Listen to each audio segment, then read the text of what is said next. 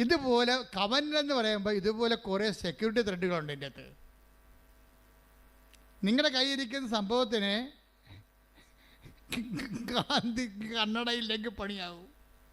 നിങ്ങളുടെ പല ഉടമ്പടിക്കും സെക്യൂരിറ്റി ത്രെഡുകളില്ല ആൾക്കാർക്ക്.